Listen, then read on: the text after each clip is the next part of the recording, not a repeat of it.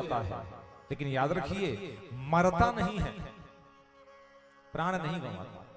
मरे जैसा हो जाएगा वो, लेकिन मरेगा नहीं। अब जरा दूसरी जगह चलिए, मछली के पास जल के अंदर रहती है, और अगर मछली को जल से कुछ ही देर के लिए विलग कर दिया जाए, निकाल दिया जाए, तो परिणाम यह होता है कि मछली छटपटा करके मर जाती है। महाराज मनु ने अपने को पिता तो माना, लेकिन प्रभु के चरणों से प्रेम किस तरह का हो, दोनों प्रकार की संगतियों को बिठाने का प्रयास अपने जीवन में उन्होंने किया।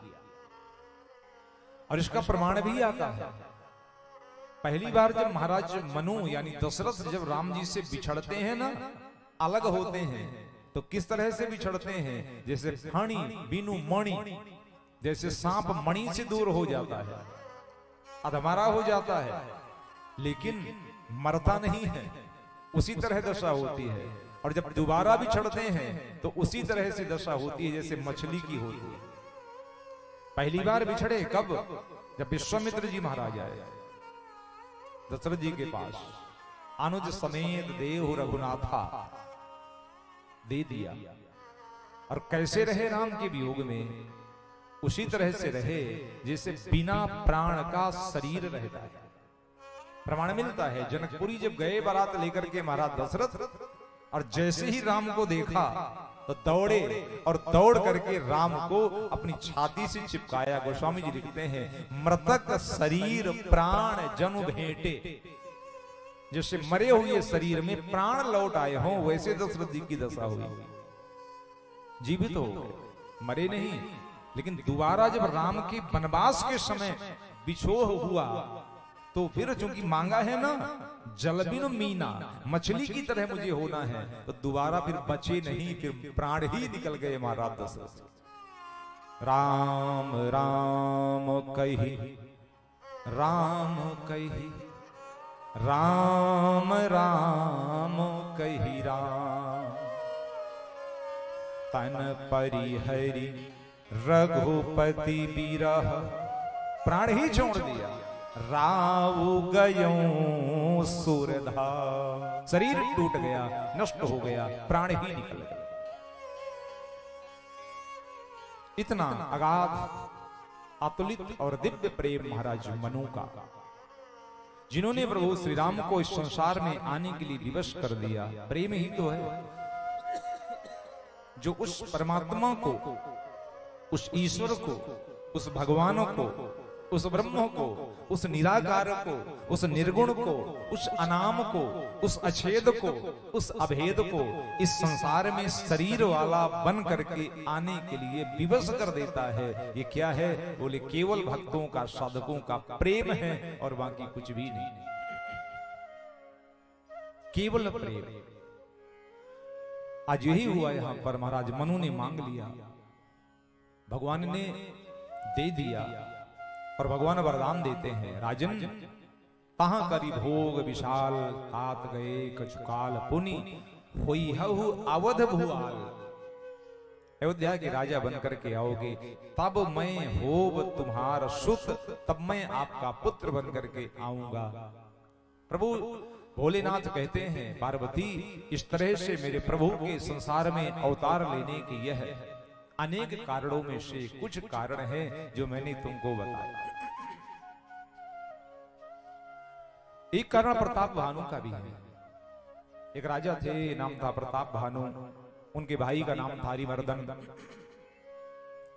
सब कुछ था उनके जीवन में, लेकिन समस्या अब देखो, कुछ है, थोड़ा है, थोड़ी की जरूरत है, इस चक्कर में मारा गया बेचारा। एक शत्रु को हराया, वो शत्रु संत बनकर के जंगल में रहने लगा, अपने उस दुश्मन से बदला लेने की कोशिश करने लगा। और एक दिन उसने एक राक्षस को भेजा, सूकर बनकर के पहुंचा, उसके पीछे भागते चले गए, एक नदी के किनारे पहुंच गए, वहां उस संत से मुलाकात हुई। उस संत, नकली संत को देख करके जो महाराज प्रताप भानु थे वो पहचान नहीं पाए, और यही विडंबना हुआ। हमारे जीवन की अब समस्या देखो जरा, हम आदमी के वेश से, उसके स्वरूप से, उसकी बोलचाल की भाषा से, उसके शिष्टाचार से ये कयास लगाते हैं यह आदमी कैसा होगा।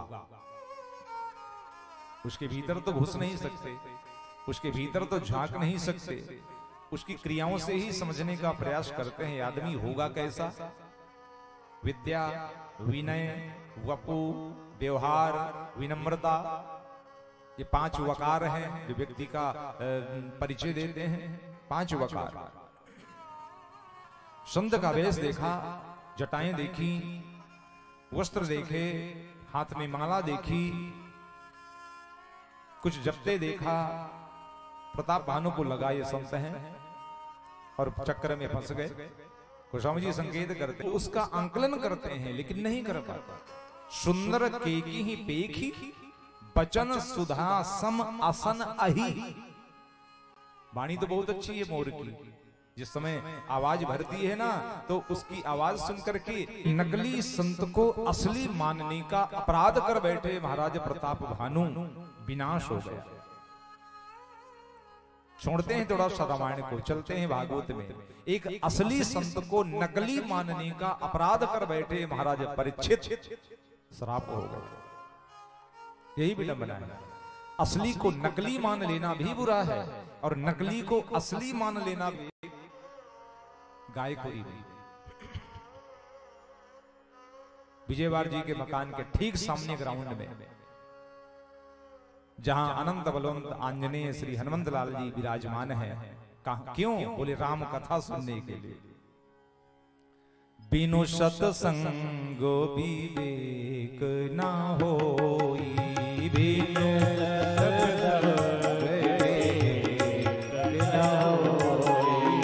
बिनु सत्संगो विवेक ना होई,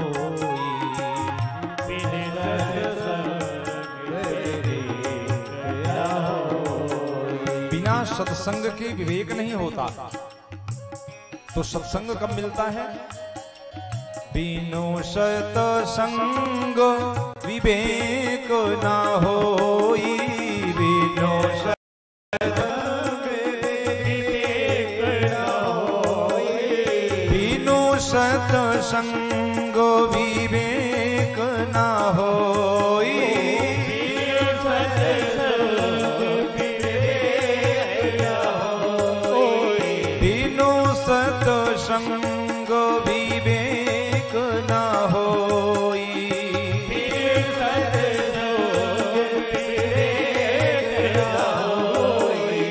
राम कृपा बिनु सुलभो ना सोई, राम कृपा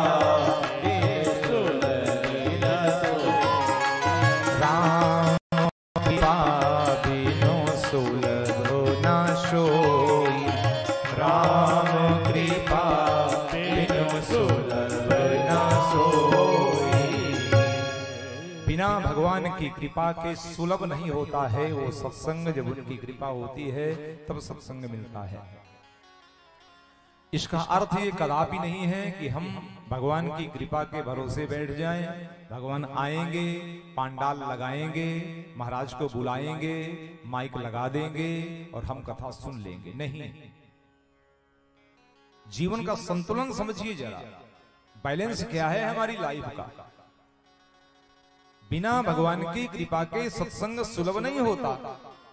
लेकिन मैंने पहले ही चर्चा किया था आपसे 1.5 घंटे पहले, परमात्मा की कृपा पाने के लिए पहले करना पड़ेगा। व्यवस्था नहीं होगी तो सत्संग कैसे मिलेगा? आप कार्य नहीं करेंगे तो सत्संग कैसे मिलेगा? आप अपने घर से यहां तक आएंगे नहीं तो सत्संग कैसे मिलेगा? सत्संग को पाने के लिए राम कथा की आपको पहले करना पड़ेगा, तब आपको सत्संग प्राप्त होगा। यह है संतुलन।